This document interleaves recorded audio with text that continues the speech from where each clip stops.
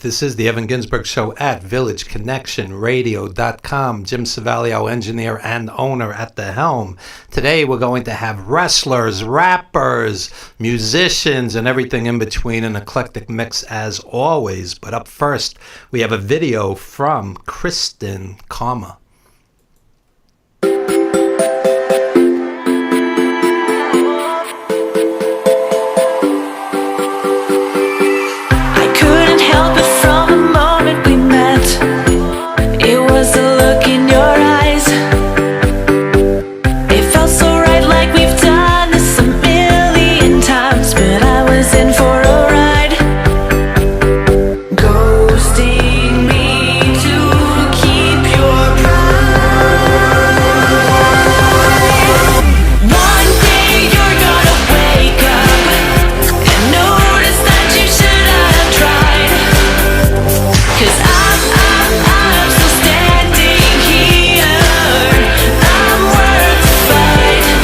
Didn't you try?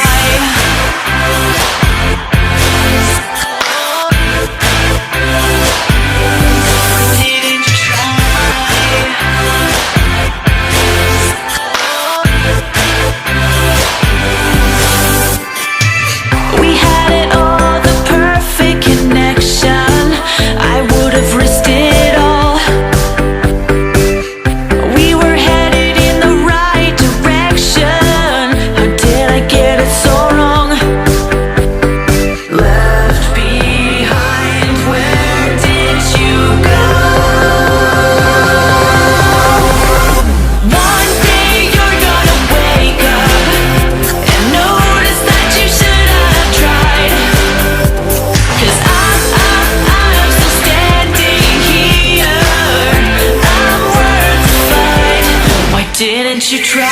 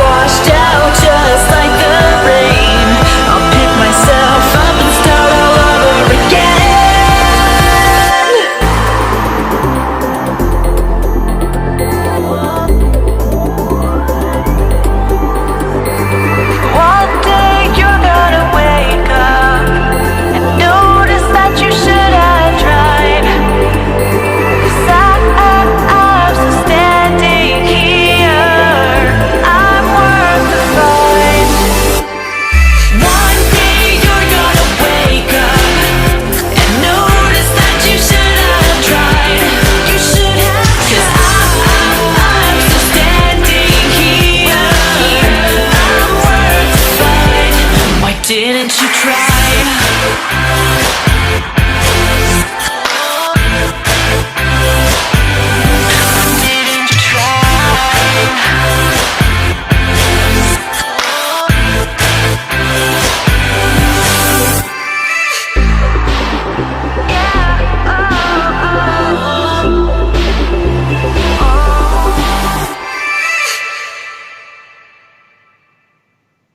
All right, and we are back with the Evan Ginsburg Show, joined by Kristen Karma from Canada, and we just saw your video, and this is your first time on Village Connection Network. Tell us a little about yourself. Hi, well, thanks so much for having me. I'm Kristen Karma. I'm a pop artist from Toronto, Canada. My music, as you heard, it's a little bit of a combination between like Avril Lavigne, Lady Gaga, Katy Perry, kind of that the dance beats with the pounding of the guitar and the infectious melodies in there. It's all a combination kind of rolled into one, and that's me. It's interesting you say that, because as I was listening, I'm saying to myself, that song is absolutely chart worthy. And how does an independent artist break through that barrier? Because that's as good, if not better, than a lot of things I hear, top 40 radio. And our engineer, station owner, Jim Savali's nodding his head in agreement. How do you break through that wall? Because you're as deserving as any of them. Thank you so much. Yeah, I just keep grinding every day. It's actually reached number 27 on the iTunes pop charts. And overall, it was the highest debut for June 29th, reaching number 69 for all genres, which was amazing.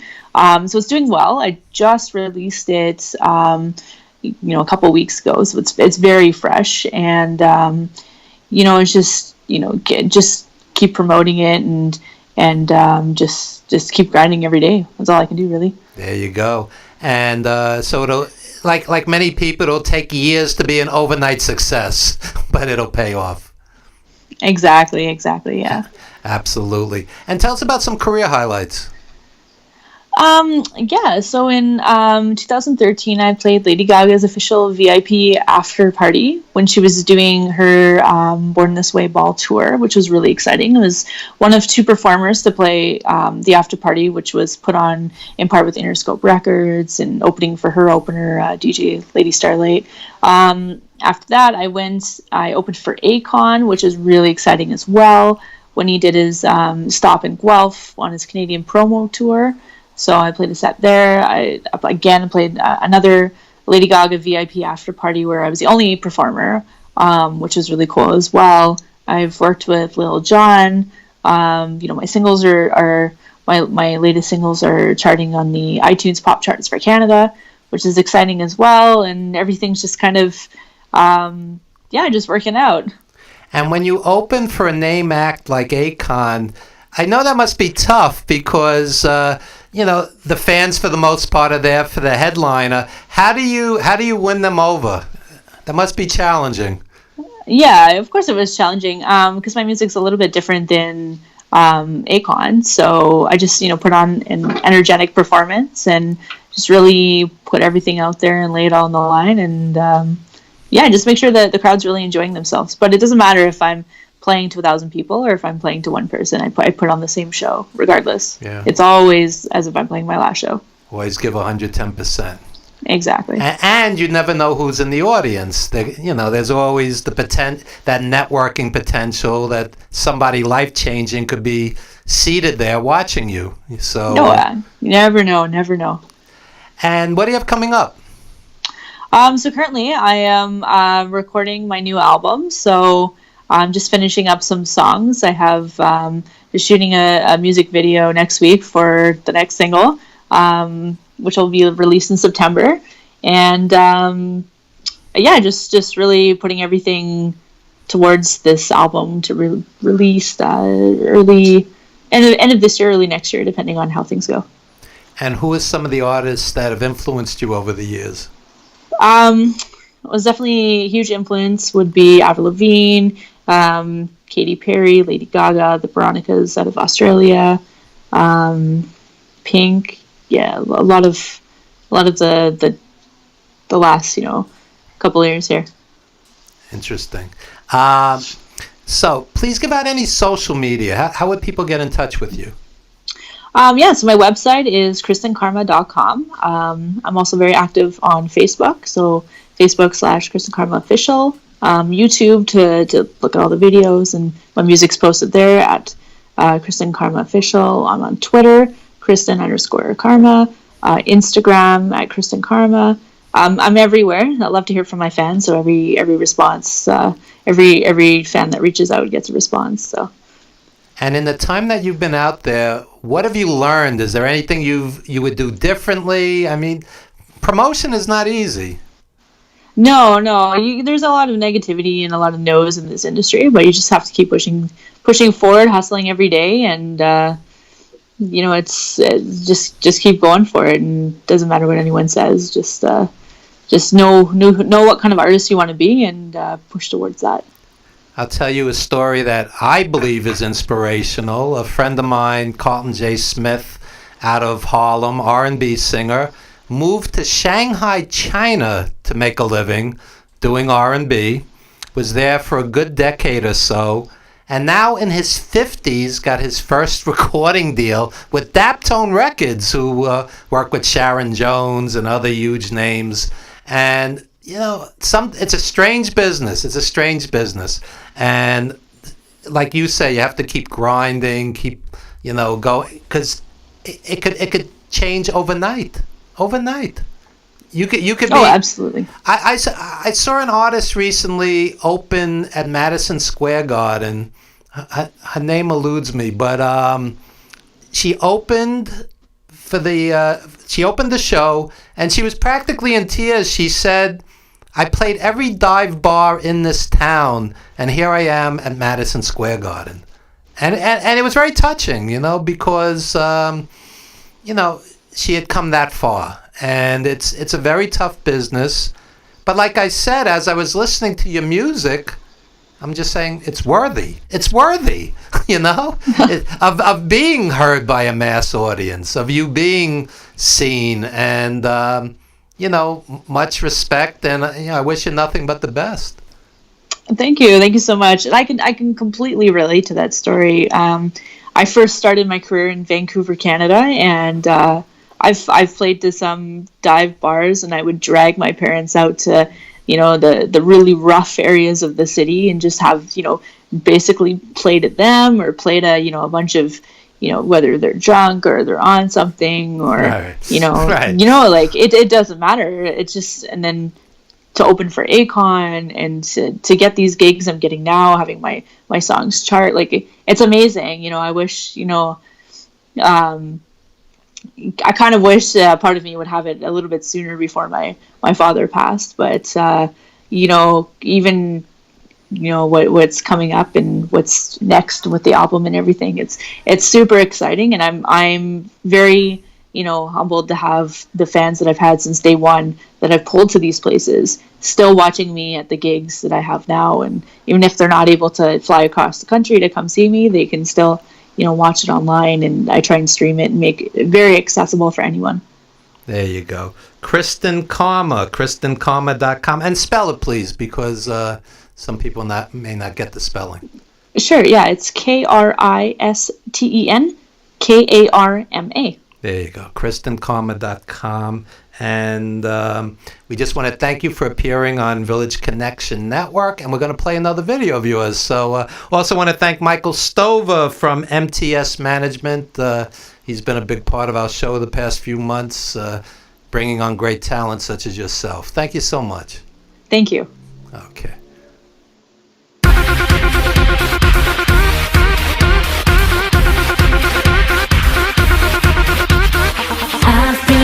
Working every day, yeah, paying my dues. I've been getting shortchanged. In a time it doesn't work, can you find a solution?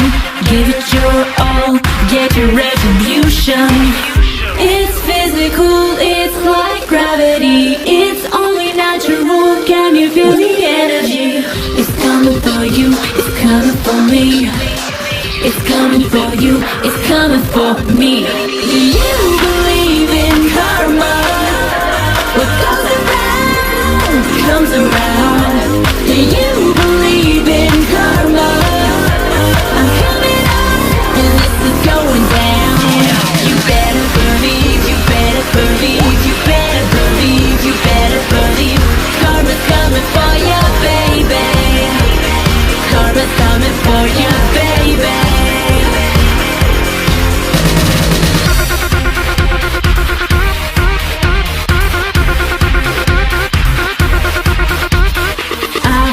Chasing my dreams, yeah, I feel sometimes like I'm running in place. Across the finish line, do you know how? You get what you give, so give it all right now. It's physical, it's like gravity. It's only natural, can you feel the energy? It's coming for you, it's coming for me.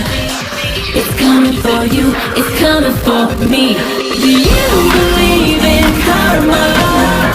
What goes around comes around. Do you believe in karma? I'm coming up, and this is going down. You better believe, you better believe, you better believe, you better believe. Karma's coming for you, baby. Karma's coming for you, baby.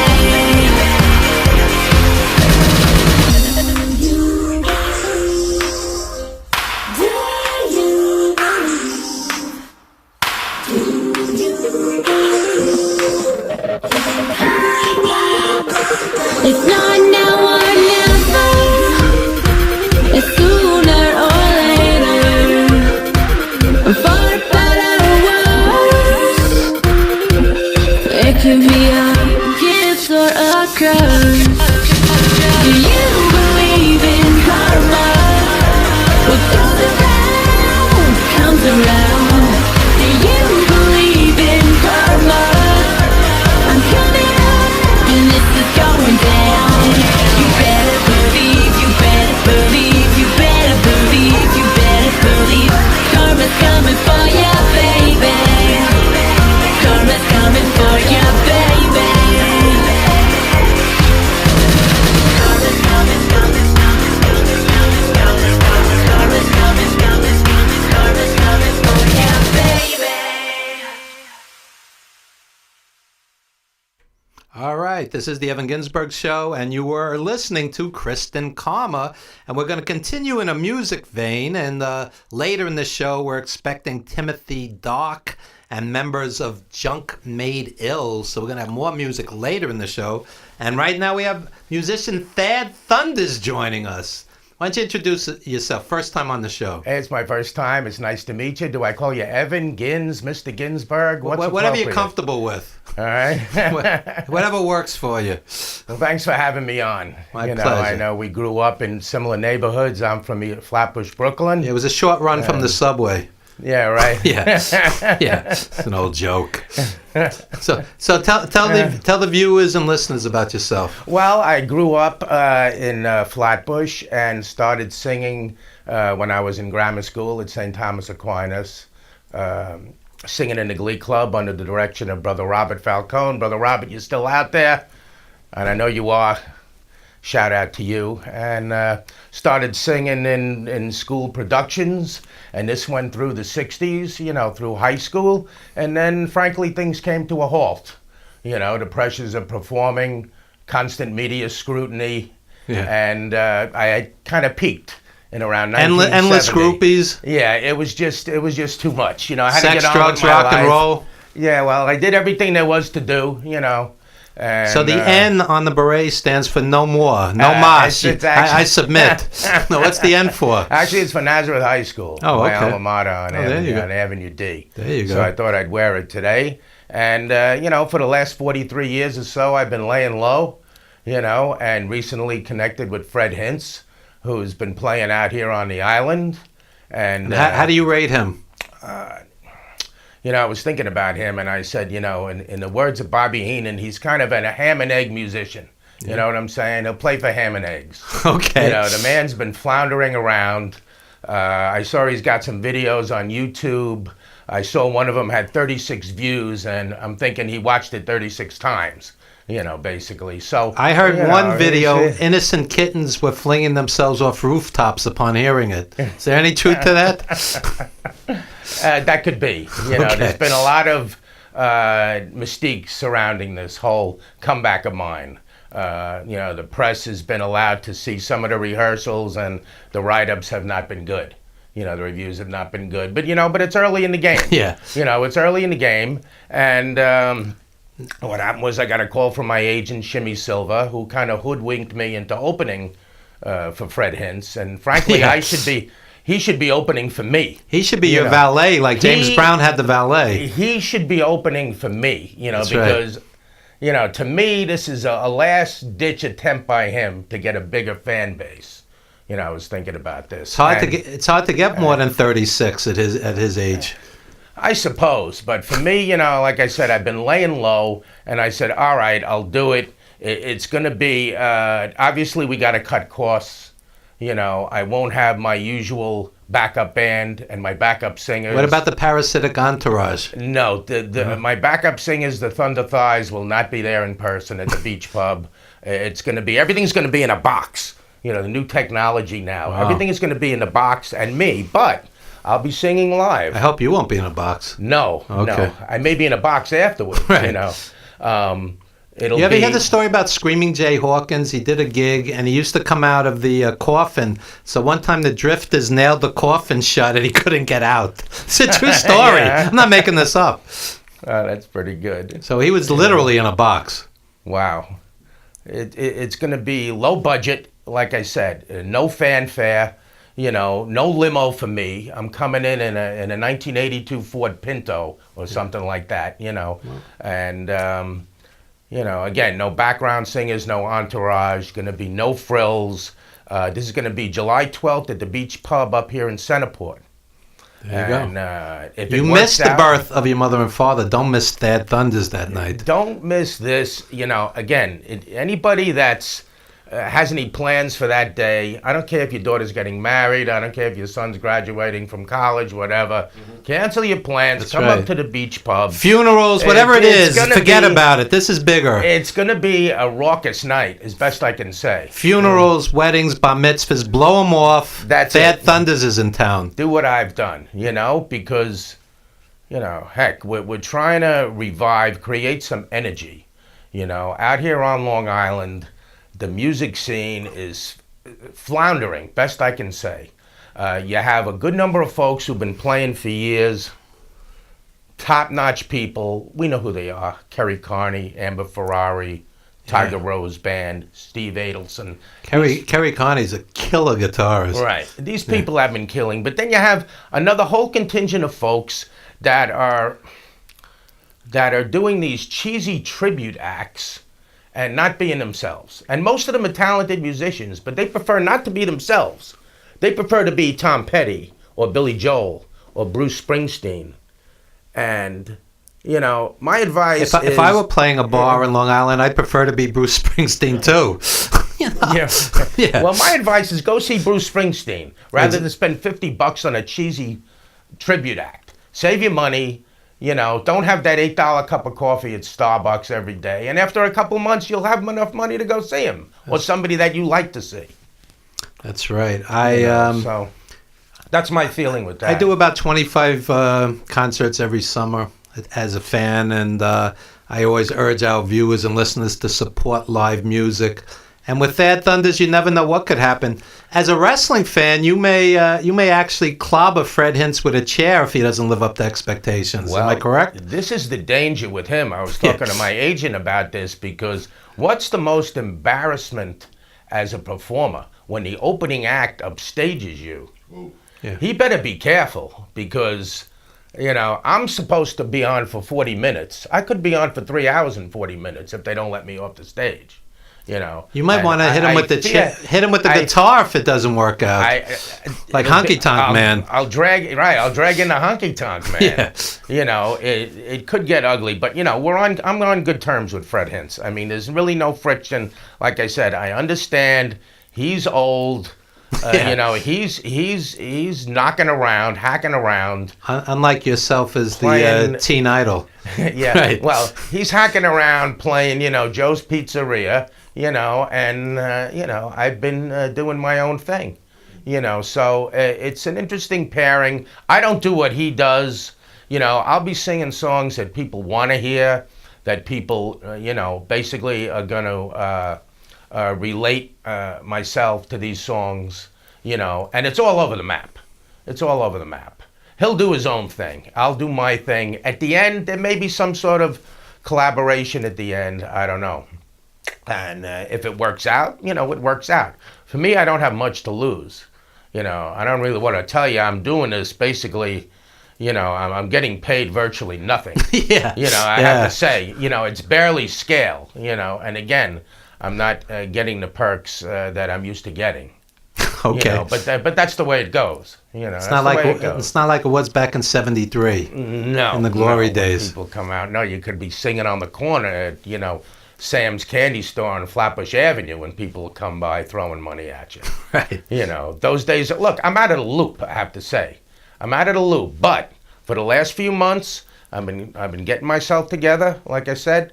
Getting my voice together. You've been training like in the Rocky movies, I heard. Well, it's a strict regimen, it's a strict regimen. I'm down to about 18 cans of Coke a day. That's right.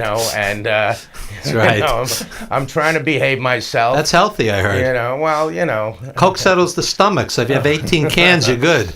Well, that's good. I knocked off the smoking, so my voice has improved somewhat. So what's that? This is some sort of flavored cigarette, mini cigar.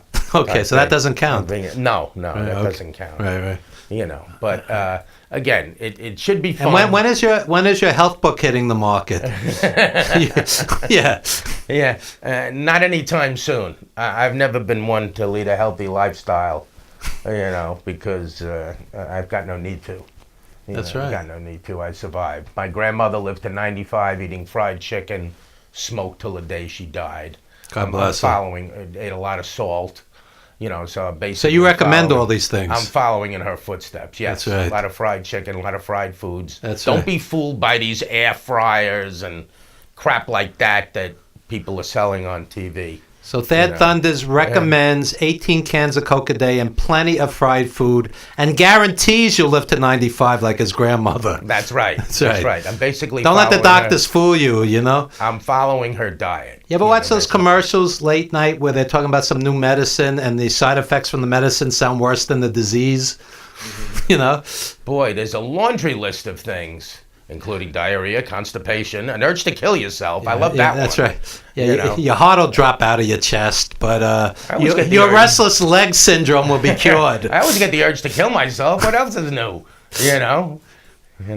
Just that's a joke, folks. I don't want Big Pharma suing me. I'm kidding on that last one. Yeah. So, Thad Thunders, give out any social media. This is a big night. Again, July 12th at the Beach Pub in Centerport, not far from here, by the water. There's no charge to get in. What do you got to lose?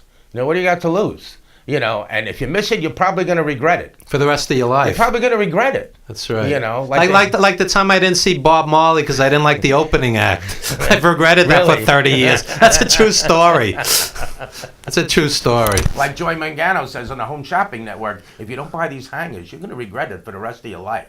You're sitting there as an old person looking around your apartment saying, if I only had those hangers.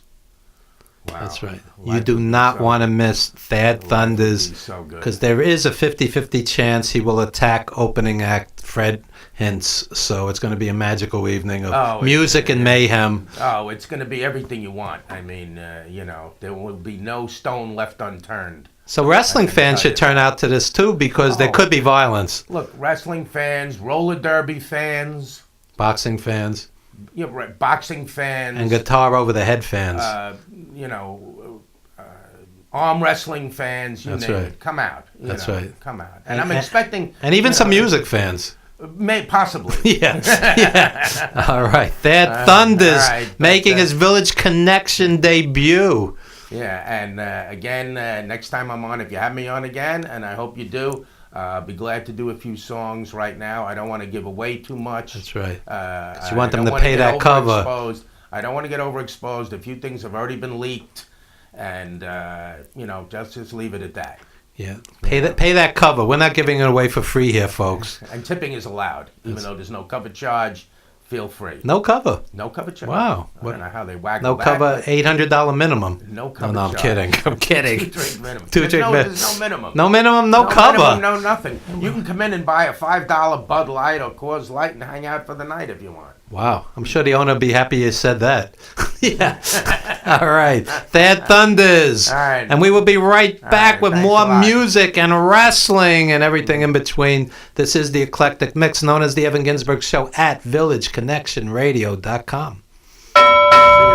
Say, you're Bobby Rivers, right? Bobby barely registers and nods while he looks around for women. I love how you beat Willie Dean tonight. I hate that guy. I can't. Bobby looks at the bar and sees Willie Dean talking to 2 girls. Hey, Chris, kayfabe. He looks at the fan. Sorry, man, we stay here. There's going to be a fight. You know what I mean? Let's go, Chris. Chris asks, why didn't we stay?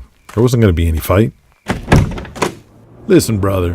Bert Ironside's rule number 1. Baby faces and heels do not socialize. Why? It's all about protecting the business.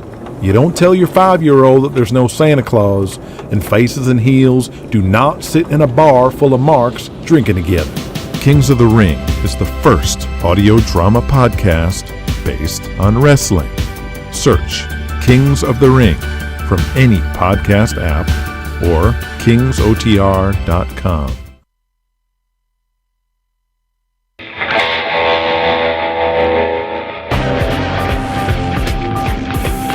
The wrestling fan, they loved you or they hated you. If the fan loved you, they couldn't do enough for you. They want to buy your meal, they want to buy your drink. I think it was one of the main reasons that, whenever I stepped into the ring, I wanted to give back. I wanted to satisfy their reason for coming out and watching me wrestle. I tell you what, I treated fans with respect and they loved me back. Whether I was a heel or a babyface, it didn't matter. I learned right from the get-go with my parents that was to appreciate every single fan that you got, every one. I think that's one of the reasons I've had longevity in wrestling is that I always treated my fans with a lot of respect. They wanted to kill me trying to get to my car, and they always knew I was in a Cadillac or something, and it was, you were in fear for your life sometimes. The New Jersey crowds were always great in the Boston Garden. It was dangerous at the Boston Garden. The fans were believers in that era. They believed the doggone thing was real. And they were some of the fans were very violent.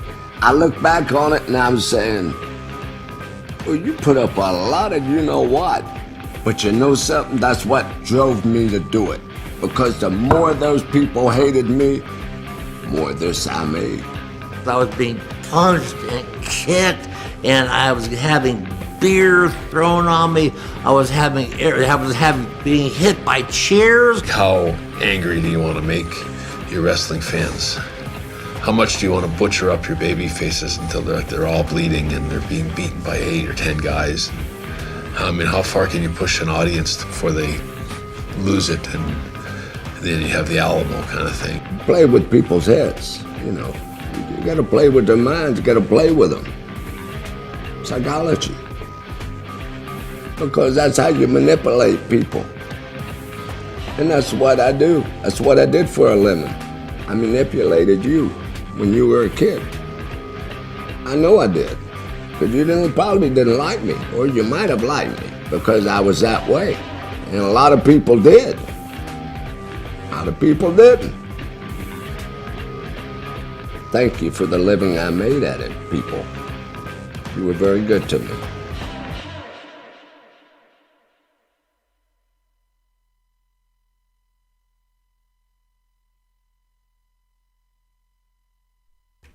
All right, we are back with the Evan Ginsburg Show at villageconnectionradio.com, Village Connection Network, and we are joined by two semi-regulars on the show. You guys will recognize the incomparable Mr. Big. Semi-regulars? I just gave Savali my rent. That's right. Along with the illustrious Chris Michaels from Team Splendid, and Chris is looking in shape, and Mr. Big is working on it. Well, he's looking like Patrick from SpongeBob. Oh, yeah, I'm looking like Patrick. This is coming off. It's 112 degrees in here. It's coming off. Here it comes. That's all. I forgot my rock and sock jacket. I told you I'm going to come here dressed nice. That's it. But look at that shirt, folks. Look at the shirt he's rocking. First look at this. Yeah. That's right. How's that for self-promotion? Is that show Manager pretty of clear champions, champion of managers. That's me. He's humble, too. What do you expect? I had managed champions. That's right. Well, you wouldn't call Vader any less than a champion. I never heard of him. Yeah. Or Jake Roberts. Yeah. Another champion. Sabu. Another champion. There's a long list. I don't like to brag, But that really is not bragging if you could back it up, right? That's right. And it's the lost art of heel managing because very few people can do it. Well, people who say they are and aren't, we know what that's about. We know about the posers and the wannabes and the never was's and the never will be's. I tell the promoters, instead of having a dozen promos, put on 2 or 3 guys who can actually talk like Mr. Big. It's funny because I put out a meme on Facebook a while ago. You might have seen it. It's one of my, the look of bewilderment saying, just once I want a working mic. That's right. And it's funny because over the years, with all the shows I've been in a lot, especially for a manager, an independent manager, I've been in a shitload of shows over the years. Okay, not as many these days as way back, but it always, when it came to my match, the mic wasn't working, or there's some other thing happened, or the sound system went kerflooey. It's amazing, all these other young whippersnappers think they can talk and they can't, or they're taking a microphone every second. And then when it comes to the guy who's being paid to talk, what happens? The mic doesn't no work. Mic. Or no sound system, or a sound system that can't catch the Here's low my tones. question. Here's my question for both you guys, and you're both affiliated with NEW and various other promotions. How come if it takes 2 months to put a card together, in that time they can't come up with video that works, mics that work, etc., so on? I mean, you know. Hard for me to say. I'm on the other side of the logistic end. I show up on time, which is what I have to do. He shows up early and does what he's got to do, and helps out a big deal. I don't have to like the wrestlers that work for us, but you know, when they do the right thing, you got to respect it. But I mean, once you realize, wow, the mic isn't working, why have 12 promos? I mean, isn't that just common sense? Am I missing something? On a case like that, you don't. But they do anyway. Well, they do regardless. They try, but they don't realize. But in our company, in New Evolution Wrestling, it's different. You've seen it already. Yeah. And it's getting even more streamlined as far as those nuances go.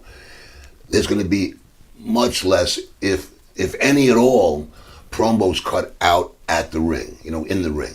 There's no reason for it. Main event guy maybe to explain what's going on because they're not sure about the match. Set up the rematch, set up the next show. You don't need 10 guys talking. Or build up the heat for that match that's going to be happening right then and there. Maybe there's an angle you're working, so the guy's got to talk. Okay, like for example, got a show coming up September 28th, New Evolution Wrestling, at the Elks Lodge on Queens Boulevard in Elmhurst. Now, it seems that there was, although not as big as the Montreal screw job, there was a screw job that took place on June 22nd. Team Splendid, this is Sir Simply Fabulous, Simply Sensational Fabulous Christopher Michaels and his heinous partner, Sir Simply Splendid Bobby C. They did bad things to John Rage and his partner Casey Liken. I thought it was all fair and square myself. For me, all's fair in love and war. But in this case, Rage cried and bitched and complained so much, and there were too many witnesses. I'm confused. Usually you're the heel manager. For NEW, you're the face manager? No, I'm not a baby face manager. I'm not managing anybody in this. I'm not having anything to do with this match except that I'm booking it. Oh, I got you. See, there's been a little change in management. We don't want to go into full details, but suffice it to say, the booking, which I was working with before, I'm getting more involved with, and more involved with the office work. Okay, and to be fair, see, I may be a piece of shit to some of you guys and girls. You may hate me and think I do heinous, bad, terrible, bad, awful things to people, and maybe I do. So what? That's my job. That's my job description. Okay, look up the word heel. It doesn't just mean the thing at the back of your shoe. Okay, so that's my job description. But as working in the promotion office and working in the booking office, I have to be fair. So I gave Rage a match. I told him, because he basically finished with Casey Liken, he's done with him because he felt they couldn't work together. Right? Nothing against Casey. It's just that's not a team that worked. So in short, Rage has made it known that he wants a match, and we decided to concede, and we gave him a match. And we gave him I guess you call it a grudge match. It's going to be John Rage Lesser and a mystery partner of his choosing versus Team Splendid. That's right. The incomparable Team Splendid. And let me tell you something, it will be a slobber knocker. And I'm sure you'll have to be there, Evan. Not you, but that guy that chauffeur guy. That's right. I don't know his name, but that mystery chauffeur guy. That's right. And I think even Bad News Borden might be there to help out Team Splendid. Whatever's going to happen, I'm not going to determine that. All I'm going to determine is that we made the match, and that's the first match we've announced. Okay. There's going to be some other good surprises. I'm bringing in some new guys, some different guys. May even have a few names for you, people that you're not accustomed to seeing in New Evolution Wrestling, because we built it on the local talent that we have either bred them or we're developing them. Okay, that's what we want to do. We want to develop new talent. We want to breed them. We want to create new talent and maybe have them go off to bigger and better things. And they'll remember us. We're in the big time, and they'll come back and visit. And you've been drawing good crowds at the Elks Lodge? We're going to keep drawing good crowds. There's no reason, just because there's a slight change in management means nothing. Nothing's going to change because the integral parts of the system are still there. Just trimming and streamlining, getting rid of the fat, getting rid of the people you don't want to see, getting rid of people that don't bring anything to the show other than filling a little time. And considering this is an interview, I think Chris Michaels might want to talk. I I've never seen him so quiet. That's right. Well, see, I'm absorbing the passion, what's going on. Like you said, there's a change of management at NEW.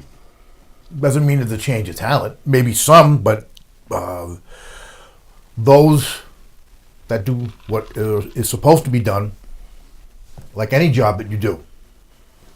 You're productive, you bring the company some type of profit, you stay. You underperform, anyone who works any kind of job, you have a performance review once a year. And that's contingent upon either you raise, you advance, or sometimes you're moving on to something else because maybe they found out that that's not be what's right for you. And that's the same thing with wrestling. It's not an equal opportunity employer. It's kind of like the U.S. military. If you have flat feet, you can't go. You got a heart murmur, can't go. Bad asthma, can't go. Certain deficits, bad hearing, bad eyesight, lots of things disqualify you from being in the U.S. military. Going into business for yourself works for the military as well as for wrestling. Can't go into business for yourself in the military, nor can you do it in wrestling. So we weed out those guys too. If I were a promoter, I would just eliminate anybody who's chronically late, no shows, a headache, drama, refuses to promote, etc. Just get a crew that all promote. But here's the problem. How complicated is it? Here's the problem. I got nobody in this company that is like that. What I have there's a few guys that have, we want to be in the show. We want to be. Really, how many people came to see you at the first show? How many came to see you at the second show? How many at the third show? They go, by the way, I'm wrestling tonight. This is their idea of promotion. That's done. Yeah. Now guys are going to know they got to promote long ahead of time and continue to promote.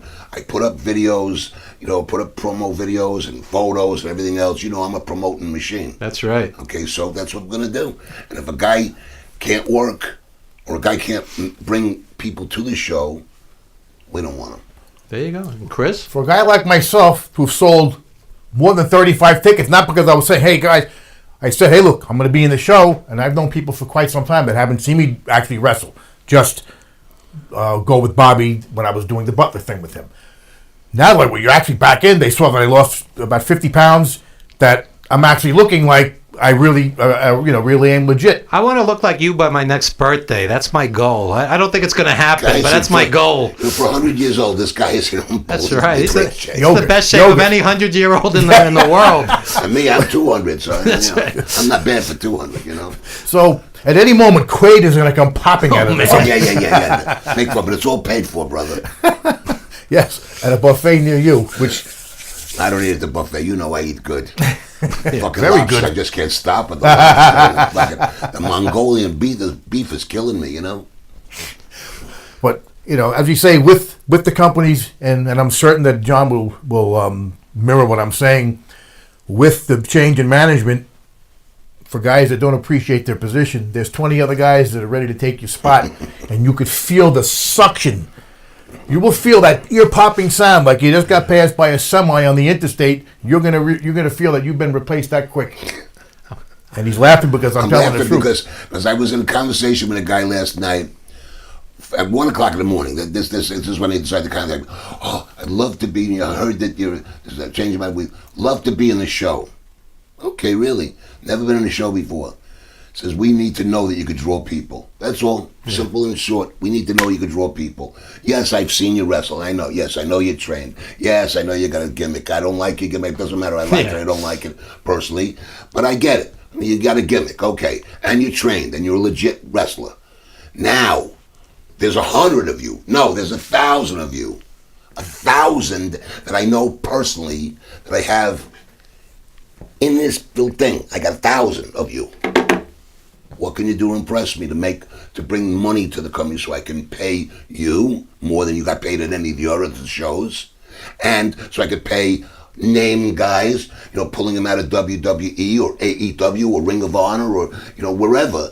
Okay, find some names that people want to see. Where do you think it comes from? They don't realize.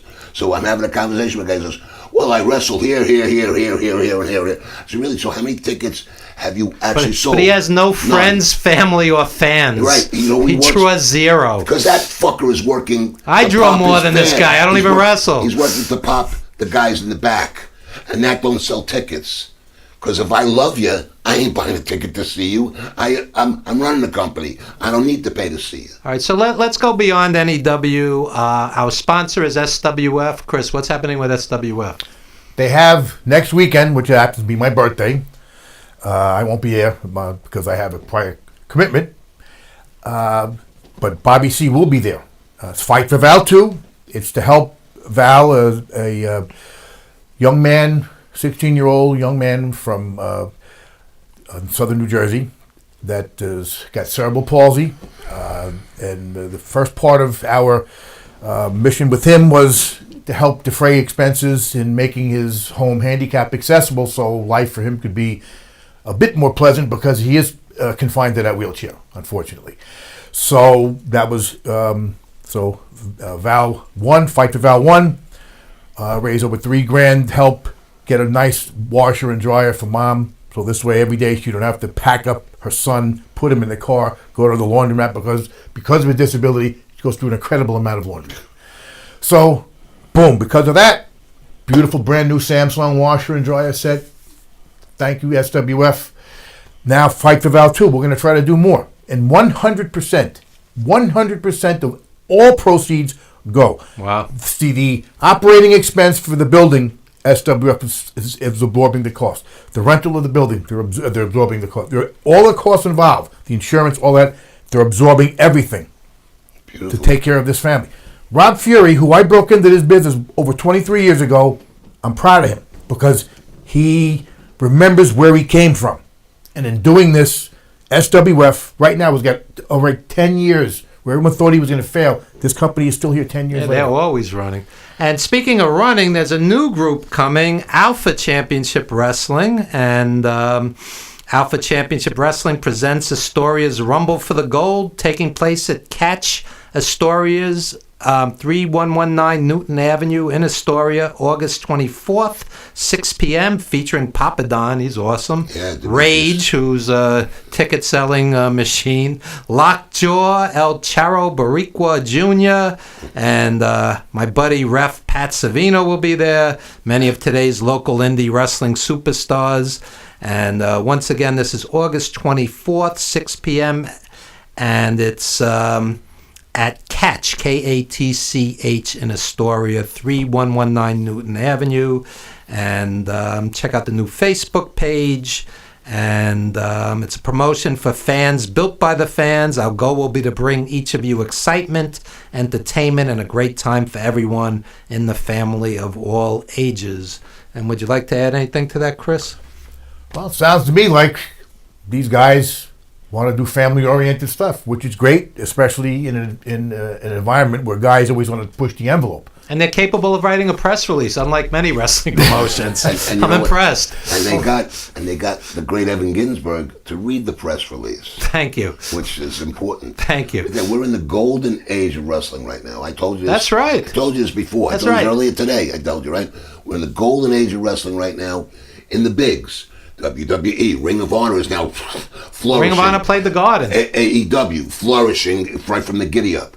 Okay. New Japan. House of New Japan. New Japan's coming to New York in September. New Japan is one of the best roller coasters over the years because they go up and then they go up and they go up and they go up and there's going to be no drop. There's no big drop for them. New Japan's coming to New York in September. Actually, they're coming to several East Coast cities. It's like I said, the golden age. USA Pro Wrestling has been doing more and more shows. So they're coming back in September. September 7th, we're going to be doing a show. And that's a loaded show. Oh, bro, you know it's a loaded. Every show he does is a loaded show.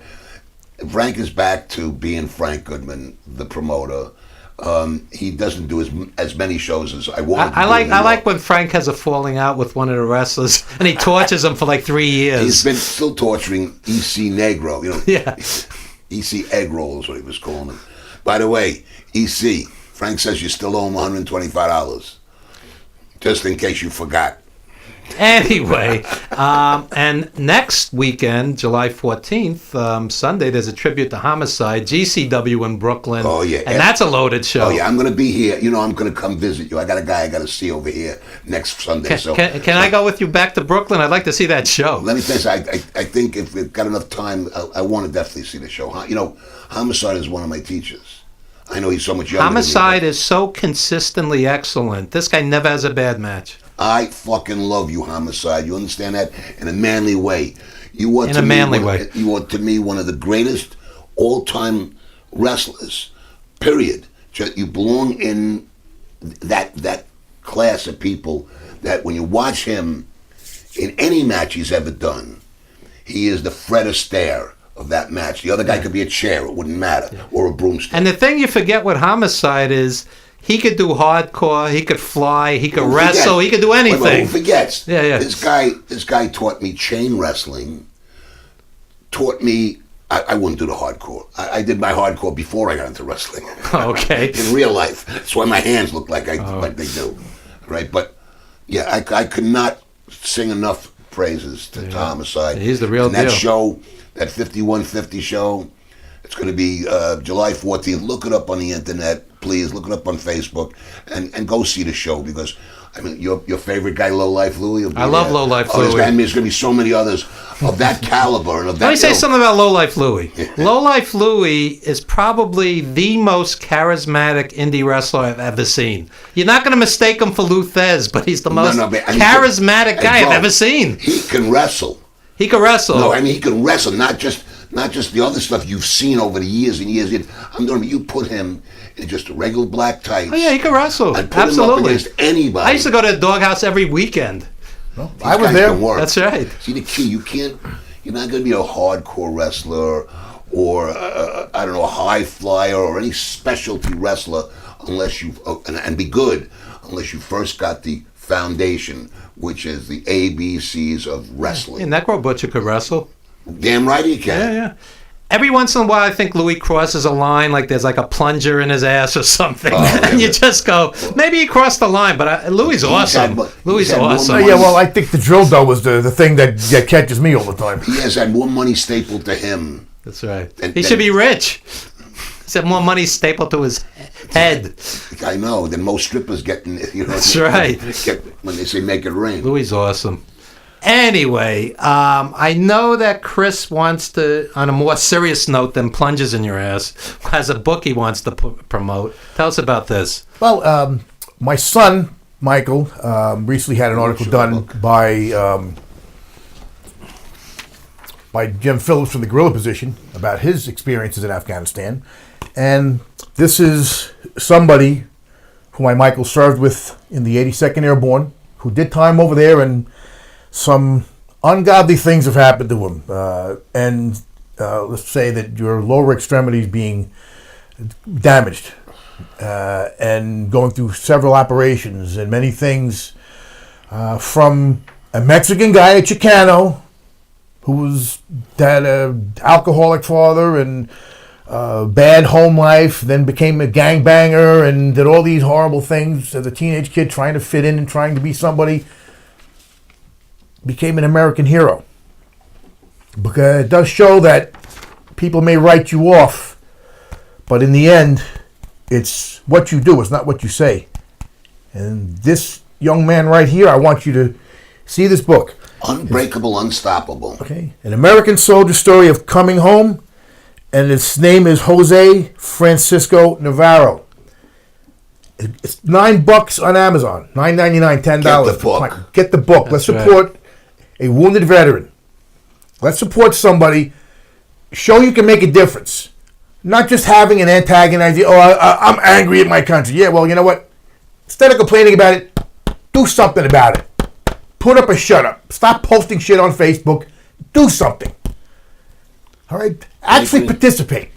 Be someone. There are 3 people sitting inside this room right now that signed a blank check with their life for this country.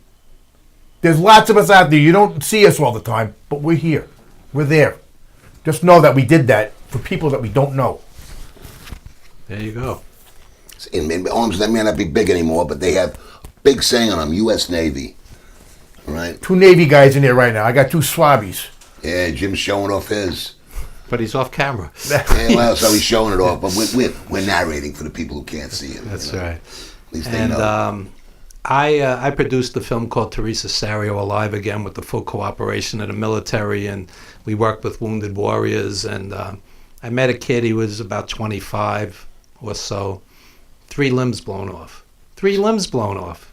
You know, so your wife, your mother, your father become lifetime caretakers, and people don't realize. They just don't realize. It's, yeah. Well, when you hear the whole country and everybody crying and posting on Facebook, we don't want war, we don't want war. Well, you know who else doesn't want war? The people who signed up. They're not sitting there just biting at the chop. I want to kill people. Yes, they want to defend our country. Right? Yes, true. Chomping at the bit. Whatever I said. But all I'm saying is that the people that raise their hands and take that oath, they don't want to go out there because, look, there are people that they're going to meet in this theater of war who have families that they're leaving to do the same damn thing. It's kill or be killed. It's not a video game where you get press restart, my friends. This is real life. Remember that for these people that take that oath. Take a pause for a second and think that that's the sacrifice they have so you could bitch and moan on Facebook. That's the sacrifice that they made. There you go. I think 90% of the people who bitch about the military and don't know what veterans have gone through, okay, if they were just to go to boot camp, for the 13 weeks that I went to, was 13, I think at the time it was 13 or 16 weeks, okay, if they just went through boot camp, they would be going like this to anybody that's in the military. That's if they can make it through the boot camp. I'm saying, but just experiencing the boot camp alone and knowing what we're going to go through and preparing to go to war, like we were preparing to go to war in Vietnam, okay? Didn't they do that with John Cena? Before he did that Marine movie, they put him through a boot camp to let him see the respect for him to even take that role to try to be a Marine. They did, but the fact is, you can't bitch about it unless you know what you're bitching about. It's one thing to say, oh, war is bad. Yeah, yes, war is bad. Don't be fucking stupid. There's no way you can justify the war. Actually, they called World War II the good war because it was very clear who the bad guys were. There's always bad guys, and you know what? They thought we were the bad guys. The other guys on the other side thought we were the bad, and to them we were. Listen, I know we were right.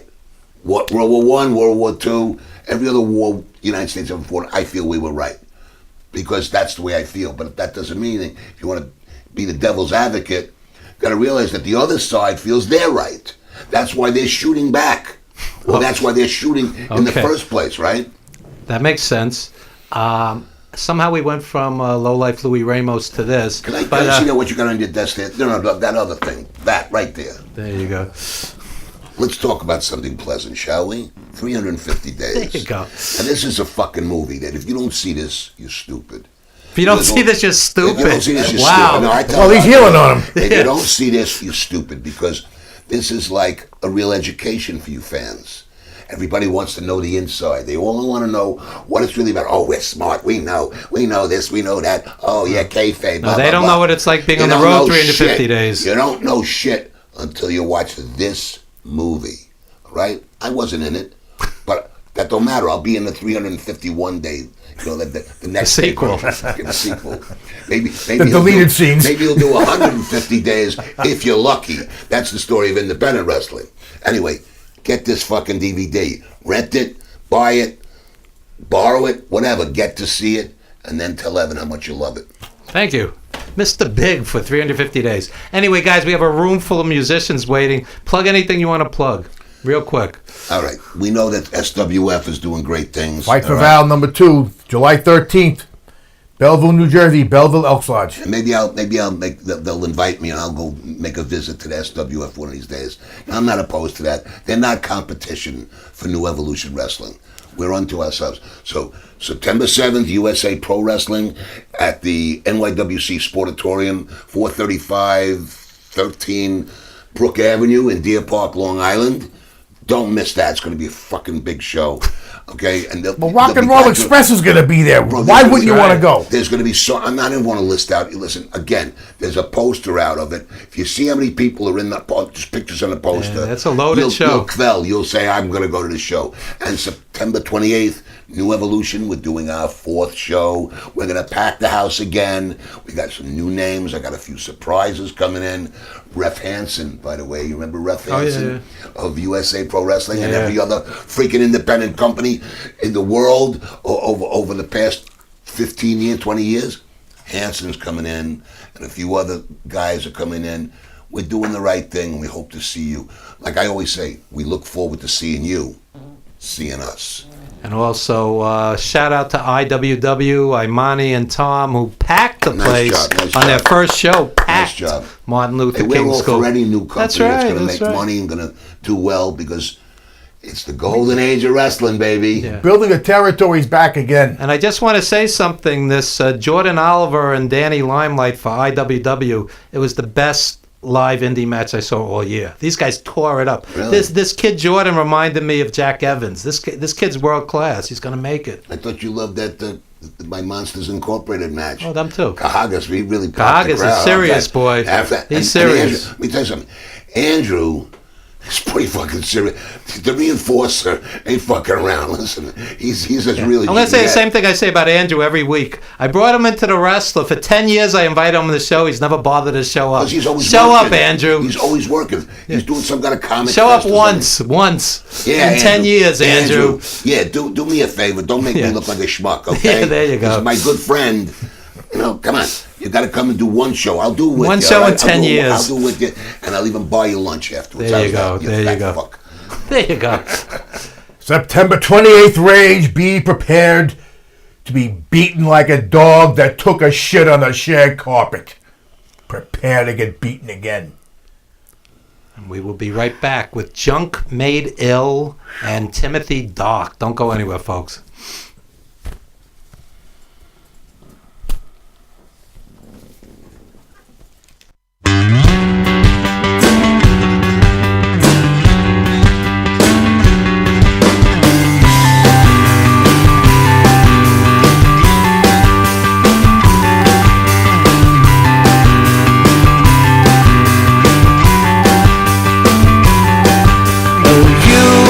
Got me good in a hole that I just can't diffuse, but I know the tricks up your sleeve. Cause you and I used to sing just to pass by the time, and I can't let go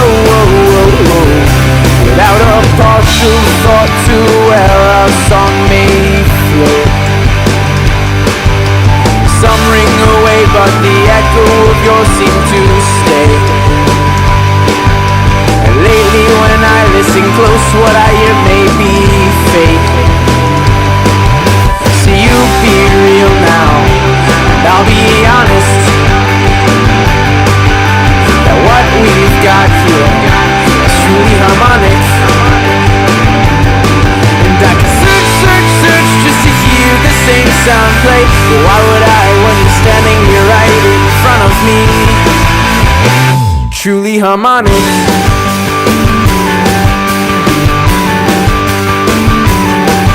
Oh, you've got me good. It's a concept I just can't refuse, but you had to see through what seemed without flaw. So you may say that this anthem of ours wrong away. Maybe it's true. So when this sound leaves my ear, I can't help but to sing it again. Hope that if I sing it out, maybe you'll comprehend. I've been around now, and all is silent.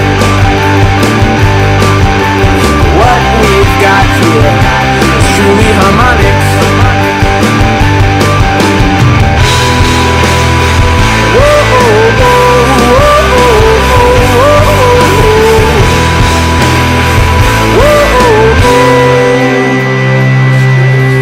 When you think of me and the lyrics that we used to sing, and take them for more than what they appear.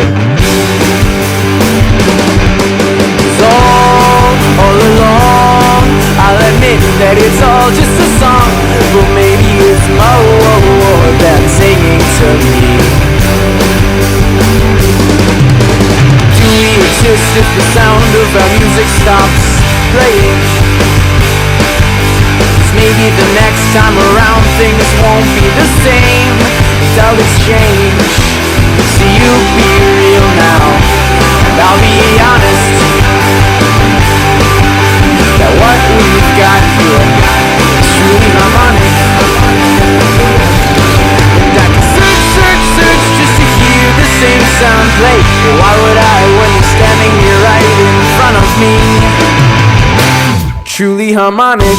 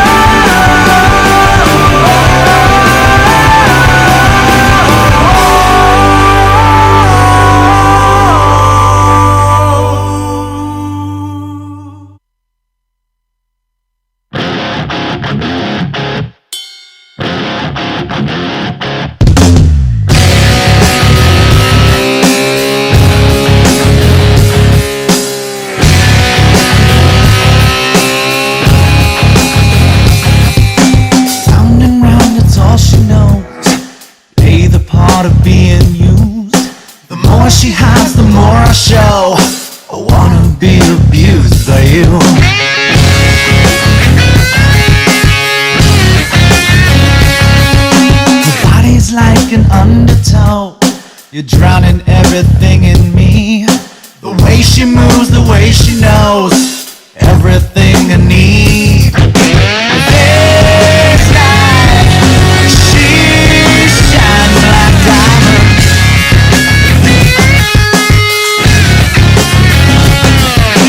So fine, so high, so low.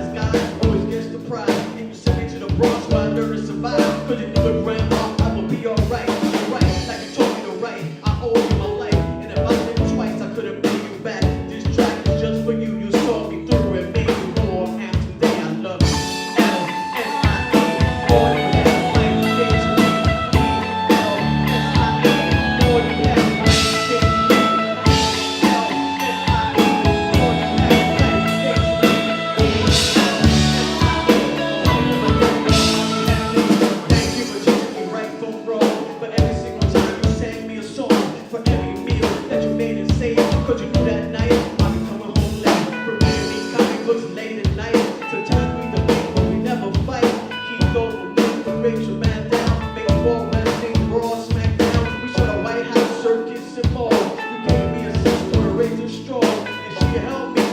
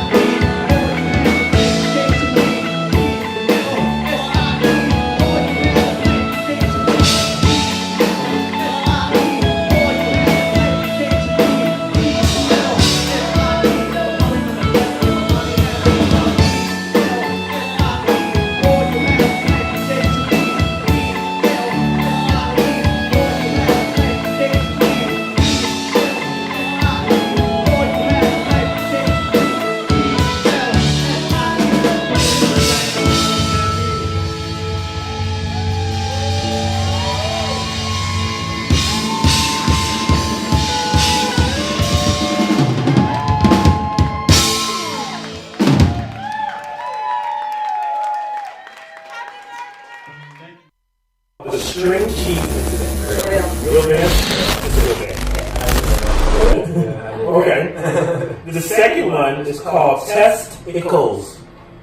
Made up. Yeah, made up. It's a real band. Oh. Sorry. The next one is called The Booger Boys. No, that's gotta be fake. That's fake. It's made up. I was gonna say that's okay. See, all of us call the Booger Boys. See? Okay, the next one is called Gay Bikers on Acid. Yes. Wow. That's gotta be real. Yeah. That sounds way too specific.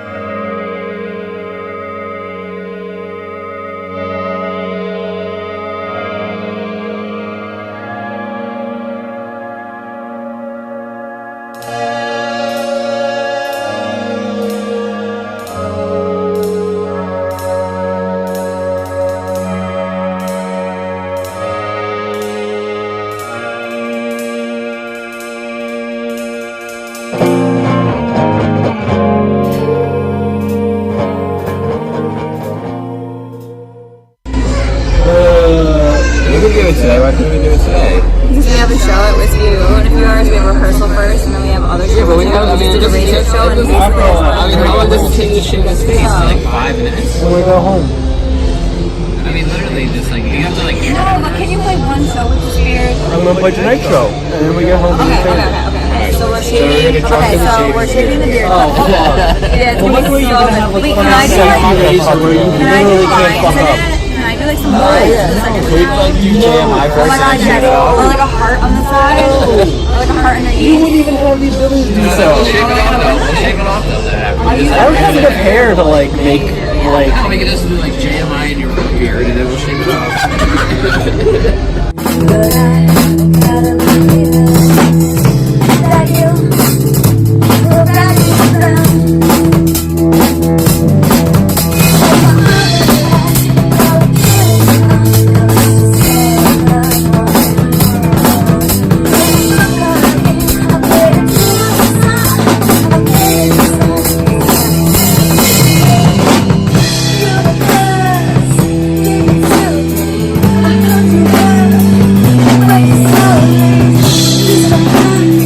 It's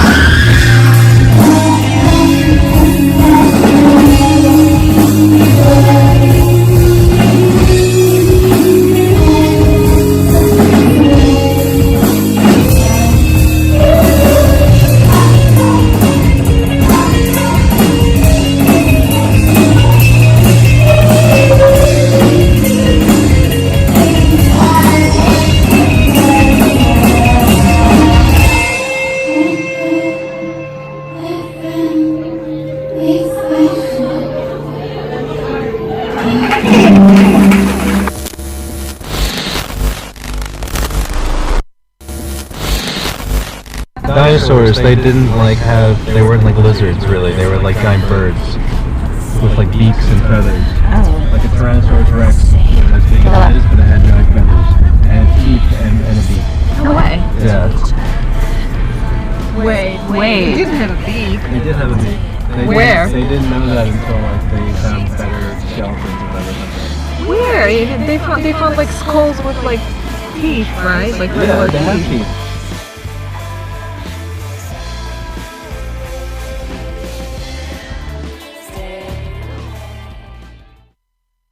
All right, this is the Evan Ginsburg Show at VillageConnectionRadio.com. You've been enjoying the videos of Timothy Dock, who's seated right here next to us, along with Jamie Lynn from Junk Made Ill. And last time we saw Jamie, she was on her way to LA, and that's one of the videos we just saw. Tell us about the LA trip. LA was dope. We had so much fun. We played a bunch of shows out there. Whiskey A Go Go, I think was like the my Doors favorite. played the Whiskey A Go Go. That was what I That's thought right. when I walked in there. That's right. It was like you hanging out in that green room. You were like, Everybody played the Whiskey A Go Go. Yeah, and everybody did drugs in that green room That's too. right. It's like you can feel all them in there. Like you had bad, like fun stuff happen in there. Yeah. For sure. Yeah, but it was super fun. LA's awesome. The weather's good. People are nice.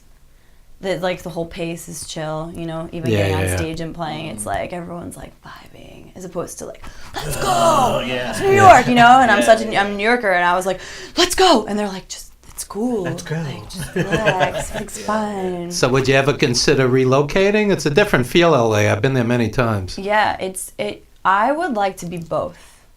That's I think that's the goal. Yeah, bi-coastal. Yeah, because you could come back here and get like your dose of reality and like move real fast, and then you could go there, chill out, like vibe, write some, and you write, like it's interesting, you really do write where you are. Like we wrote a song out there and it's like totally different than all the rest. It's like very flowy and the guitar's like flying different and feel to it. it's like you're just high on something, Yeah, so it's cool. It was fun, super fun. There you go. And Timothy's back in from Vegas. I'm So back. tell us about Vegas. It's quiet, like she said. Different. Because I'm not in Vegas. I'm in Henderson, which is like a very quiet community. Yeah. Henderson, Nevada. Yeah. Okay, and tell us about Henderson then. It's quiet. It's cheaper. Cheaper. Everything's cheaper than New York. Yo, what I have there, it'll cost me like maybe, I don't know, $3,500 here. Wow. Damn. Yeah, it's insane. Hmm. And when I come back here, it's like, why is it so fucking loud? Really? Yeah. Interesting. When you watch superhero movies, they have to adjust when they first get their powers. Yeah. That's how I feel. It's funny. I was just telling somebody, when I was a kid, we would have double and triple features. Now you go to one movie, and it's so loud, it's enough. It's enough. It's like, it's time to go. 2 hours, 2.5 hours, I'm done, I know how much you love Marvel movies, Ev. Yeah, those Marvel movies. Everything's exploding, shattering. It's like my ears are shattering. And the funny thing is, I'll go to a P-Funk show for like 3 hours, and George Clinton and 20 guys at gym. That doesn't bother me. But movies will wear me out. Movies, yeah. Yeah. Did you see the new one? No, not yet. Not yet. I usually catch them about 7 years later. It's like, I'm in no rush with the superhero movies. 7 years later. Yeah. Why 7 years? I'm like on the third X-Men movie. I'm on the third Iron Man movie. It's not a priority. I catch up to it eventually. You saw Blade for the first time? I saw Blade 1. I'm up to Blade 2. So I'm usually like I'm saying, I'm years behind. It's not that pressing. So speaking of that, how do you feel about this whole Little Mermaid thing? Is this like the most important issue in America? We had to bring that up. Come on, man. I feel like every time somebody changes a race or a gender of a character, people freak out. It's so weird. Like female Thor, everybody went crazy, Or the black stormtrooper. Who cares? They're not real people. People are signing petitions to like redo the Game of Thrones episode. How much time do people have on their hands? Coffee cup? No, just because they didn't like the episode. I mean, they got thousands. People won't bother to vote, but they'll sign a petition over a TV show. That is funny. You kill a character on Walking Dead, and it's like 5,000 people are signing a petition. It's like, how about voting? There was a petition to make Danny DeVito Wolverine or some craziness. That actually would be fun. I could see that. I think that Matt Damon and Samuel L. Jackson, who are in like every third movie ever made, they should play like everything. Like Samuel L. Jackson will be the Little Mermaid, you know. Yeah. Matt See, Matt that would be Damon will be dope. That Martin would be Luther dope. King. I would Doesn't watch matter. that. They're in everything. I watch I'm that. the fucking mermaid. That's right. Yeah. That's right. I understand like you want to have like every different kind of person, you know, in as an example for maybe like young people, but also I'm like, why does that even matter?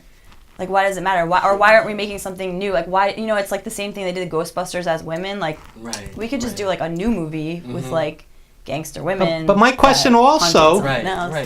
They, it's interesting. Will and Jada Smith, you know, started. I shouldn't say started, but they were one of the guys who were talking about diversity. And then they broke down their production company and said they weren't any more diverse than anybody else. Right. So diversity is, how about roles for Hispanic people? How about roles for just give Asian the people? roles. How about roles for Make new everybody? roles. Exactly. You make know, new But if you're a roles. I mean, Will comic Smith book- isn't hurting for But work. if you're a comic book person, you understand there's a multiverse. Yeah. Which means there's multiple universes where there could be a black Spider-Man. I don't care if Iceman, Spider-Man's you white, know? black, green, yellow. Idris Elba is going to be playing James Bond. Maybe, maybe. Oh. Maybe. Yeah, they didn't That'd be confirm cool. it. He's Yeah. awesome. Maybe. He'd be awesome. He'd probably be the best one. Yeah. Yeah, think he's so. he's I awesome. say, I say the Wire with Idris Elba is probably the greatest TV show ever made. That guy's He's an really actor, honestly an amazing actor. and he looks the part. Yeah. I mean, Didn't yeah. he come from theater? I think he came from like, Oh, yeah, background he's- growing he's up. a- Yeah. he's a- He's got like Yeah. serious He's acting still chops. just DJ. Oh, see, Oh, that's yeah, how he's a weird. DJ. So That's then that's what you need to be like a Right? successful actor. I have no problem with Idris Elba playing anything. No, he's the best. No, he's but I just think people overreact to all of Well, this. that's the thing, and also you know? like, why can't it just be the character? Like Spider-Man, it can be whatever it is in your head. You know, there's the like 5 actors. Spider-Mans. Right. You That's know? what Okay, I'm as a saying. singer, okay. So let's flip this. I'm scared. Let's flip this. I'm scared. The Motown TV special, people going out of their minds because they're like, why is Jennifer Lopez singing this? You know, instead of somebody from Motown's label, and the answer is very simple. She sells out arenas. Yeah. She's a movie star. That's ratings. So why they want somebody That's ratings. black to do it instead Exactly. Of, but, they were but she's going. Puerto Rican. I mean, Yeah, that's, you get- But they your were vote. furious You that get- Jennifer Lopez was Yeah. on She's instead of just somebody a else. superstar. That's Right, obvious. right, Like that's a right. business. Of course. Yeah. So Matt Damon was in this movie shot in China, and they're like, how come they didn't have an Asian star playing the role? And it's because Matt Damon was a bigger name. A They bigger want the movie name. to sell. So, you know, Yeah. so it is pretty complex. You're investing millions and millions of dollars into all of these promotions. But I just think people tend to like wildly overreact with all of this. I mean, I see guys, this guy's going to play Batman. I'm furious. And I'm like, it's Batman. Who He's not cares? What about the election? Oh my god. Yeah. Anyway, this is about you guys. We're off subject. So No. tell us what's happening with Junk Made Ill and... What's happening with Junk Made Ill? We have an EP we're really excited about coming out September 13th. That's going to be our first EP. We've only had singles before that. So it's called Junk Made Ill Volume 1. We ran into a lot of crazy stuff on the LA tour too, and also this whole year. I think like everyone in the band and everyone actually in my life has had like a lot of negativity coming at them this year. I don't know if you guys experienced like some hardships and stuff like that. So the album is, you know, it's just really about the lemons into lemonade. You know, like what Junk Made Ill essentially stands for. Just take all of those shitty situations, write music about it, turn it into something better. Turn lemons into lemonade. Lemons into lemonade. Or move to Nevada. The old cliche, Yeah, but or it move works. to Nevada. Like, you know what I'm saying? It's a That's what I'm saying. move to Everyone had LA. like big things Exactly, happen. Like yeah. he was like on leave. You know, a lot of people around me had that going on. So that's kind of like what the energy is of that. So I'm excited for it. There you go. Super excited. It's There all you go. recorded. So we're just mixing now and mastering. They're always in the studio. Yeah, we're Every time I see them, they're in the studio. During the break, I was talking to our engineer and owner, Jim Savali. I recently saw Bohemian Rhapsody about Queen, and I recently saw Rocket Man about Elton John. Oh, I didn't see that one. I was And Rocket Man. Great, Was it good? great, yeah. Which was And- better? Rocket Man. Really? Yeah. Wow, I gotta see it. And I love the other one. I love that. So Rocket Man was even Okay, I'll have better. to go. Great film. Cool. So you're watching the films, and at the beginning they're struggling. They're struggling, Oh. and next thing you know, they're huge. And this happens. Yeah, all the time. You know, so Jamie, when you see somebody like Pink headlining Madison Square Garden, or a great female vocalist, you're one break away from being there. You kind of are. I mean, it's like you're one break away, but you're also like a huge thing, because I think people think that does just happen overnight, and it really is. Like, oh no, it's 10 years to be an overnight success. Yeah. So people see the overnight, but it is like that one moment where I think it clicks. I've heard that and seen that with so many people. But well, you're performing at the Whiskey A Go Go, and the right person sitting there. Yeah, and you just But I feel like people stop before they get to the point. Always, like right before. Right they always before say it that happens, though. If you quit. Because that's why I'm saying. That's what I'm saying. This is. I feel like we're in a moment where like a lot of things are about to happen, and it's like just everything's getting worse. And, all this crazy shit's happening. It's like the world is like turning over, and you're like, I can't handle it. And then you're like, just keep going, just keep swimming. But once you quit, you've taken yourself out of the game. Yeah, and then that's just too depressing. And then you see the next guy jump in, and you're like, damn, that was me. Yeah, that could have been my spot. And you're in a unique position because you mix hip hop and rock, which isn't often the case, with live musicians. And I say the same thing. If the right person saw that could blow up. I mean, because you guys are awesome. Thank you. No, I mean that sincerely. I'm not saying it because you're sitting here. I bought tickets to see you. No, really. And sometimes you just got to stay in the game, because it is frustrating, and you do a gig and there's nobody there, and 7 people show up. Yeah. You promote for like months. Yeah. And it's your parents sitting there, and you're like, "Hi, mom." Yeah. So what do you have to do mentally, emotionally, to keep it all going? I'm asking both of you. Wow. Depends what day it is. is. Yeah, exactly. Yeah, it depends what's happening in my life. Meditate. Yeah, there's like the better days where you're like, oh, I'll be good, and I'll meditate, and I'll work out, I'll like run, I'll see like people that are good for me. I mean, there could be other days where I just get like shit housed. Like, I don't know. Like, I mean, definitely I go through that. I think. Yeah. I know you're good. You don't do that anymore. Do what? You don't get wasted or anything. No, I barely drink. This is like amazing. I barely drink. Barely. Yeah. You have like one drink. Like I had one drink. I've seen you have one maybe total, and I've known you for years. Yeah. I went through that stage.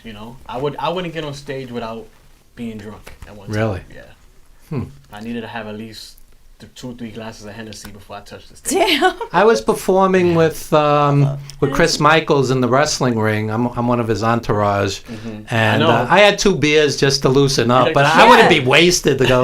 You're You're like the chauffeur, right? I'm the chauffeur. Yeah. That's cool. I play a role. I'm all dressed up, and we're the bad guys. So I have to get people to hate us. That's an interesting gig, getting people to boo you. That's what we do. Oh my God, I can't even imagine. We're bad guys. Where'd you hear the song that I'm producing for him? They're gonna boo him. Well, people don't see you off camera. Tell them who him is. Yeah, Oh, you said Chris, so I figured it. Chris Michaels, I'm producing a song for him. It's super annoying. So okay, there you go. There you go. That's interesting. That's interesting. So tell us, both of you, tell us about some career highlights. Since we're saying how tough it all is, tell us about some bright spots. Well, I think right now I'm having a good moment. See, there's always dark and light. That's the whole thing too. But right now I have a great opportunity. I'm producing some music, some original music, and then also I've been co-producing with a really talented rapper who's pretty big in Harlem, and it's going to be in a movie coming up. Oh, that's awesome. So we're like really excited. So then you just pray the movie gets big. Yeah, that would be. See, that could be like one of those moments. But I mean, either way, this has been something I've always wanted to do. Always wanted to produce. And tell us his name if you're allowed to. I can't. Oh, okay. I'm not allowed no to. problem. I know. I'm sorry, but shout out. No problem. He's awesome. Shout out to somebody. Shout out to someone amazing. Shout out to somebody who raps in New York. That could be any of 5,000 people. In a movie we can't name. That's right. We can't name. That's a great plug. Okay. And what's happening, Tim? Just I've been recording. Since Nevada's so quiet, I feel like how people go up in a cabin somewhere and they make an album. Yeah. That's how I feel. The only interruption are like the coyotes. It's like we got a couple. Are there coyotes? I'm joking. No, seriously. People leave food out for the cats. And wow. Yeah. And then the coyotes eat the cats. That's no good. Oh my God. That's no good. Yeah. I had an ex-girlfriend. This is a true story. this coyote runs down from the hills in San Diego, ate her dog in front of her. This is like the most dramatic. This is a true story.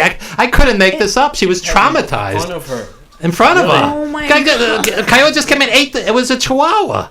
It just ate it? Yeah, just ate the dog in front of her. I mean, what did he really do at that point?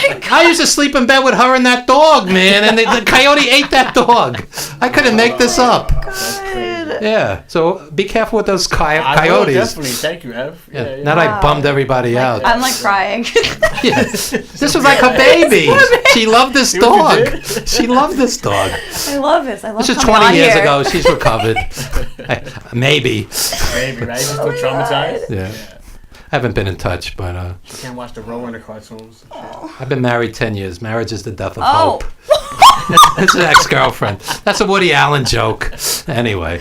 I mean, I've heard it though. Yeah. So, what do you guys have coming up? We have the show coming Yes. up. That's right, July 12th. Yeah, we have a show together. Tell us about it. Timothy's birthday Yes. show. So we've Coney Island gathered Baby. Coney Island Baby, Yeah. not Coney Island. Don't go to Coney Island. Right. It's on Avenue A. Right. Yeah. So we go to the Village, and it's a great venue. It's awesome. It's super fun to play. Like super good vibes, good drinks, good area, and we're gonna have all of our New York music fam, right? Yeah, music fam. Bebe's gonna be there. She's performing with her friend. I don't know how many people she's bringing, but I know A lot, Bebe because and Bebe friends. shows up with the crew. Yeah. She shows up with Jersey. And what time is the show? Doors open at 7. Show starts 7:30. Okay. Yep, Great. we're on at 8. JMI, Joe Camino's at 8. You're 10. at what, 10? Yeah. And then Timothy's also going to rap on the Special Boy, Yes. which you guys heard in the video I'm doing before. a collab So. with her. Yes. Yeah. So there's going to be a multi-act show Yeah. and cover minimum. Any information? $12 cover. Can't beat that. Yeah. That's Can't great. beat that. And a lot Tell of them great. if people want to pay $300, $400 to Yeah, see. Timothy knows my shtick. My friends will go, I saw so-and-so, and it was, expensive, and I'm like, what's expensive? And Oh, the guy- in Vegas? Are you talking about in Vegas? No, Just in general, yeah. Oh. People pay like $300, $400 to see these acts when we're like Rolling Stones are like $1,000.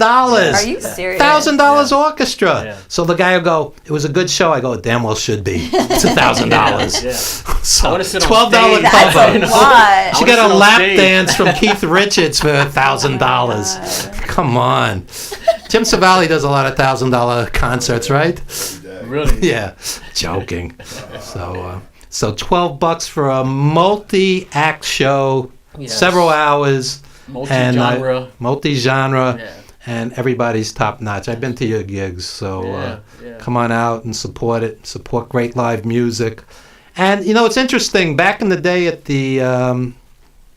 like in the 70s, they would have shows with all different genres of music. That's changed over the years. Now it's a hip hop show or an R&B show or a rock show. You guys mix it all together. Yeah, we're doing that on Yeah. purpose. Yeah. We're like getting Yeah. it back together. We Yeah. have this show is gonna have everything in it. But that's something special today. You don't see that every day. I like No, diversity. seriously. I feel like Yeah. people should get a little touch of everything, Yeah, absolutely. That last time I saw you, that was a great show down at It was the same lineup, right? Wasn't it? It was me, you, and Which one Bebe. did you come to? That was Highline? Highline Ballroom, Yeah, 16th yeah, Street. Yeah. Yes, that was fun. It's That was closed. awesome. I'm sad. It's closed? Mm-hmm. Wait a minute. Yeah, I heard Just that. closed. Oh, Yeah, God. you've been out of town. Yeah, it just closed. It's BB like so King's sad. closed. Yeah, BB King's I King's was here for that, closed. though. That's insane. I was here for that. But the Highline was so cool. That was like the Roots used to play like every Monday back in the day. Like that was like out. Beautiful club. Amy Winehouse. But like, you know what? That was my dream to play there. And I know, you played told me that story. Right before it closed. See? Yeah. I saw some of the greatest acts Bucket in list. the history Yes, of music right? at BB King's, packed. And they go, we can't afford the rent. The rent's obscene. That's what they put out publicly. No one can afford Because it. they double the rent. They don't add a little Can you to imagine what the rent They is on double it. 42nd Street in Times Square? Yeah. So, Insane. I mean, I would go to sold out insane, show like after $50,000. sold out show, and that I had to be there Like 75 50, times. for sure. Because like So- even the places in the Village are probably like So if you double it, that's 100,000. 100,000. Yeah. Yeah. So. But that's why even all those places are having trouble. Veterans having trouble. I heard Everyone's there's a having trouble. scene now on Little Staten Skips is Island. closing too. What is it? Staten Island. Little Skips. The clubs went from Manhattan to Brooklyn. Now it's moving out Wait, to you're places s- like we were Staten just Island. talking about I Staten just told Island them before that. because we the came out rents here. are lower. Yeah. But he was saying that like back before it was Oh, wild. no, back at in the club. days, I almost got killed in In Staten Island. Really? Yeah, yeah. My buddy lived up by Wu-Tang over there. That's where it was. Yeah. Shout out to Wu-Tang. Wu-Tang. The documentary on them on Showtime is awesome. Have you seen it? No. It's like a 4-hour documentary. Yeah. When I did see I did background work on, remember that show Oz? Yeah. And Method Man was on there. Oh, okay. Coolest I guy in love the Method world. Man. M-E-T-H-O-D man. M-E-T-H-O-D man. There you go. There you go. Brief musical That's my segue. performance. That's my performance. So, yeah. So speaking of that, Timothy is going to perform in a few minutes. So anything else you want to plug? Any social media or anything? TimothyDark.net, on Instagram, Timothy Dark Music, and also this is off the music track. I have a toy store now. There you online. go. I'm selling toys. That's amazing. Yeah. That's what you're Yeah. doing. So it's Super T's Toy Box. And spell it. Super T. SuperTToyBox. Super T's Toy Box. So I got these and That's other what's toys. up. Hit me up. There you go. I know Yeah, that's weird. I'm sorry that we're not performing. Dave's something with his carpet. He's hanging out with his carpet, and Yeah. you know. He'd much rather be with his He carpet likes- than he do wants- radio. Yeah. Shout out to Dave and his Shout out to carpet. Dave and Trevor. You know, And Trevor, of course. I do have a drummer. He does exist. If you guys come on July 12th, he will be He there. does. He does. Yeah. I've seen him. Yeah. It's just the band they're tired from recording the EP. I'm sure that they're like comatose right now. Musicians like 11 a.m. gigs. Yeah, I'm joking. Yeah, because then you have to get them up at like 8 or That's something. right. 11 a.m. Yeah. Yeah, let's do it. 11 Why not a.m. earlier? Yeah. July 12th show? Plug anything you want to plug. Yeah. Well, sorry, the EP again. So September 13th, Junk Made Ill Volume 1 EP is coming out. You can go to updates always on junkmadeill.com, JUNKMADEILL. And you can find anything on social media. So you can follow us, Junk Made Ill, on Instagram, Facebook, anything, anywhere. Snapchat. I don't do me either. Snapchat. And I had to draw the line somewhere, you know what I'm saying? And acknowledge your management, because he looks more like a rock star than the guys who no show today. He's the best. Yeah. Ricardo. We get Ricky Owens is in the corner. He's not my manager, but shout out to him. He does a good job, man. Yeah, he takes care of me. definitely. He takes care of us. There you go.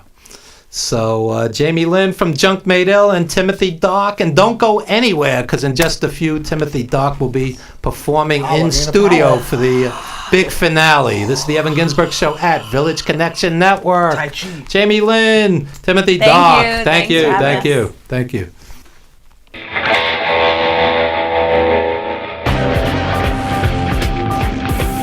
The wrestling fan, you know, they loved you or they hated you. You know, if the fan loved you, they couldn't do enough for you. You know, they want to buy your meal, they want to buy your drink. I think it was one of the main reasons that, you know, whenever I stepped into the ring, I wanted to give back. I wanted to satisfy their reason for coming out and watching me wrestle. I tell you what, I treated fans with respect and they loved me back. Whether I was a heel or a babyface, it didn't matter. I learned right from the get-go with my parents that was to appreciate every single fan that you got, every one. You know, I think that's one of the reasons I've had longevity in wrestling, is that I always treated my fans with a lot of respect. They wanted to kill me trying to get to my car, and they always knew I was in a Cadillac or something, and it was, you know, you were in fear for your life sometimes. The New Jersey crowds were always great in the Boston Garden. It was dangerous at the Boston Garden. The fans were believers in that era. They believed the doggone thing was real, and they were very. Some of the fans were very violent. I look back on it and I'm saying, well, you put up a lot of you know what, but you know something? That's what drove me to do it, because the more those people hated me, more this I made. I was being punched and kicked, and I was having beer thrown on me. I was being hit by chairs. How angry do you want to make your wrestling fans? How much do you want to butcher up your baby faces until they're all bleeding and they're being beaten by 8 or 10 guys? I mean, how far can you push an audience before they lose it, and then you have the Alamo kind of thing? Play with people's heads, you know. You gotta play with their minds, you gotta play with them. Psychology. because that's how you manipulate people. And that's what I do. That's what I did for a living. I manipulated you when you were a kid. I know I did. Because you probably didn't like me, or you might have liked me because I was that way. And a lot of people did. A lot of people didn't. Thank you for the living I made at it, people. You were very good to me.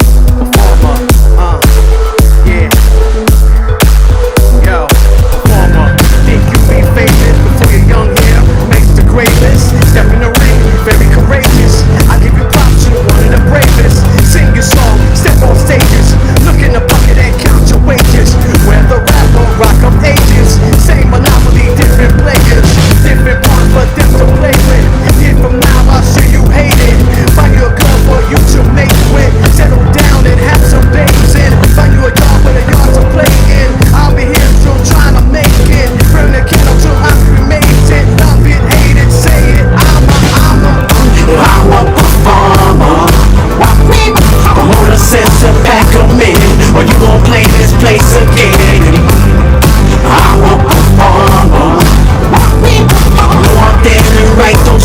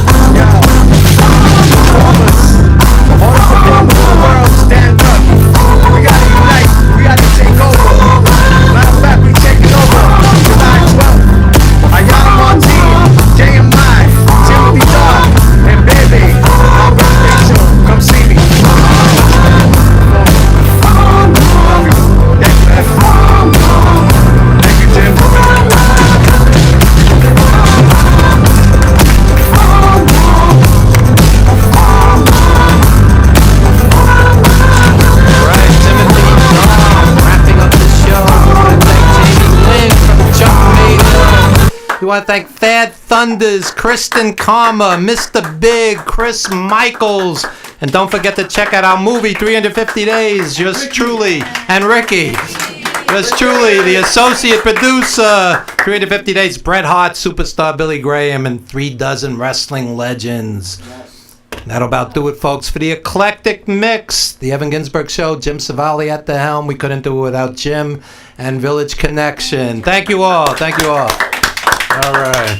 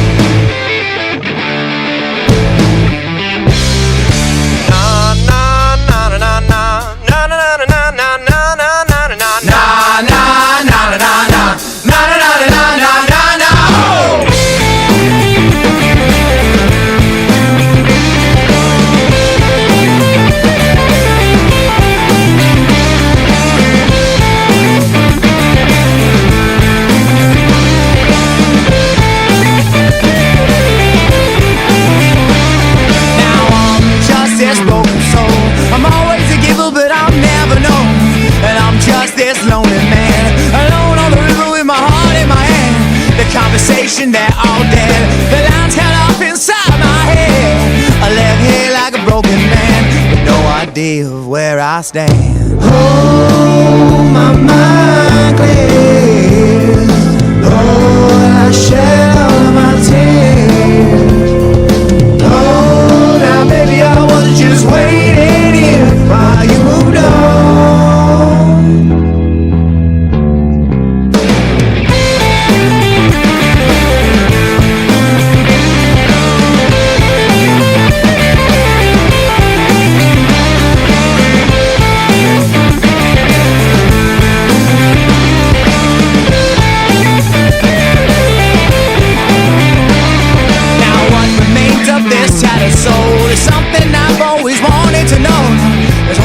Security, this newfound freedom you kept from me. The sound of all your loaded guns. This outbreak war has just begun. The sound of all your loaded guns. This broken man has already won. Oh, my